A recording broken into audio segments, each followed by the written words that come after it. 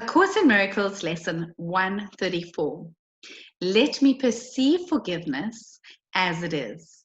You can find lesson 134 on page 248, 249, 250, and 251 in your workbook for students.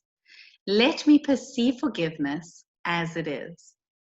Let us review the meaning of forgive, for it is apt to be distorted and to be perceived as something that entails an unfair sacrifice of righteous wrath, a gift unjustified and undeserved, and a complete denial of the truth. In such a view, forgiveness must be seen as a mere eccentric folly, and this course appears to rest salvation on a whim. This twisted view of what forgiveness means is easily corrected when you accept the fact that pardon is not asked for what is true. It must be limited to what is false. It is irrelevant to everything except illusions. Truth is God's creation, and to pardon that is meaningless. All truth belongs to Him, reflects His laws, and radiates His love. Does this need pardon? How can you forgive the sinless and eternally benign? The major difficulty that you find in genuine forgiveness on your part is that you still believe you must forgive the truth and not illusions.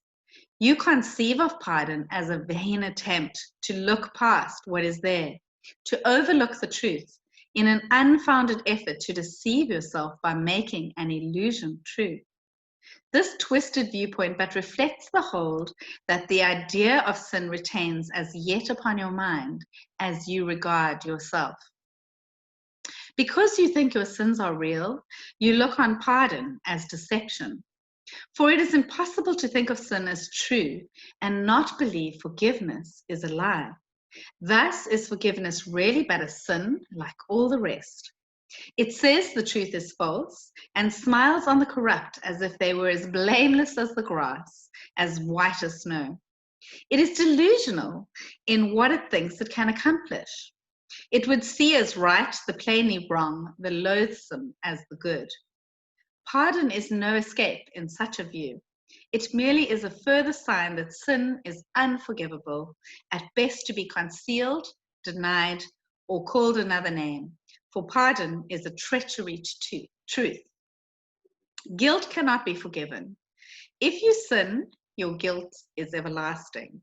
Those who are forgiven from the view their sins are real are pitifully mocked and twice condemned, first by themselves for what they think they did, and once again by those who pardon them.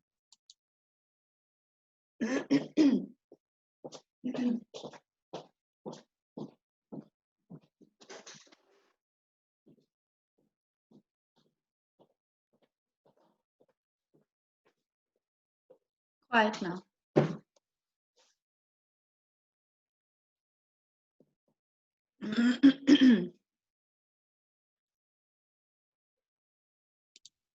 It is sin's unreality that makes forgiveness natural and wholly sane, a deep relief to those who offer it, a quiet blessing where it is received. It does not countenance illusions, but collects them lightly with a little laugh and gently lays them at the feet of truth. And there they disappear entirely. Forgiveness is the only thing that stands for truth in the illusions of the world. It sees their nothingness and looks straight through the 1,000 forms in which they may appear. It looks on lies, but it is not deceived. It does not heed the self-accusing shrieks of sinners mad with guilt. It looks on them with quiet eyes and merely says to them, "My brother, what you think is not the truth." The strength of pardon is its honesty, which is so uncorrupted that it sees illusions as illusions, not as truth. It is because of this that it becomes the undeceiver in the face of lies, the great restorer of the simple truth. By its ability to overlook what is not there, it opens up the way to truth, which has been blocked by dreams of guilt. Now are you free to follow in the way your true forgiveness opens up to you. For if one brother has received this gift of you, the door is open to yourself. There is a very simple way to find the door to true forgiveness and perceive it open wide and welcome. When you feel that you are tempted to accuse someone of sin in any form, do not allow your mind to dwell on what you think he did, for that is self-deception. Ask instead, would I accuse myself of doing this? Thus will you see alternatives for choice in terms that render choosing meaningful and keep your mind as free of guilt and pain as God himself intended it to be, and as it is in truth. It is but lies that would condemn. In truth, is innocence the only thing there is? Forgiveness stands between illusions and the truth, between the world you see and that which lies beyond, between the hell of guilt and heaven's gate. Across this bridge, as powerful as love which laid its blessing on it, are all dreams of evil and of hatred and attack brought silently to truth. They are not kept to swell and bluster and to terrify the foolish dreamer who believes in them.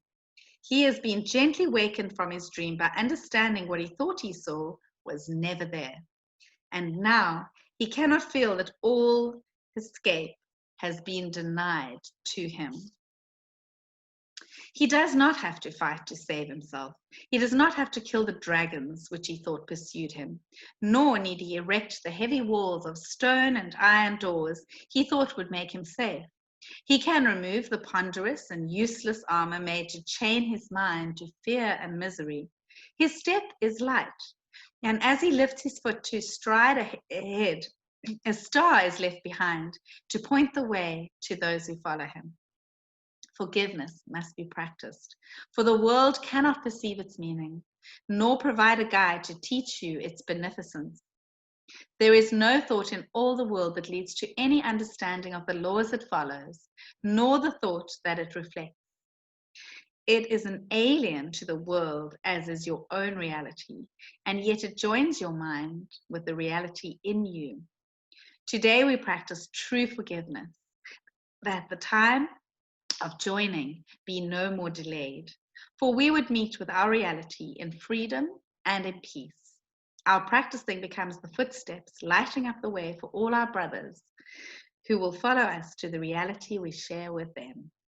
That this may be accomplished, let us give a quarter of an hour twice today and spend it with the guide who understands the meaning of forgiveness and was sent to us to teach it. Let us ask of him, let me perceive forgiveness as it is. Then choose one brother as he will direct and catalog his sins as one by one they cross your mind. Be certain not to dwell on any of them, but realize that you are using his offenses, but to save the world from all ideas of sin.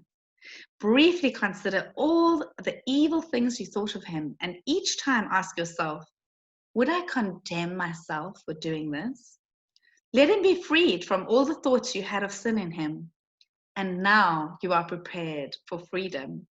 If you have been practicing thus far in willingness and honesty, you will begin to sense a lifting up, a lightening of weight across your chest, a deep and certain feeling of relief. The time remaining should be given to experiencing the escape from all the heavy chains you sought to lay upon your brother, but were laid upon yourself. Forgiveness should be practiced through the day, for there will still be many times when you forget its meaning and attack yourself. When this occurs, allow your mind to see through this illusion as you tell yourself, let me perceive forgiveness as it is. Would I accuse myself of doing this? I will not lay this chain upon myself. In everything you do, remember this. No one is crucified alone, and yet no one can enter heaven by himself. So the core message today is, let me perceive forgiveness as it is.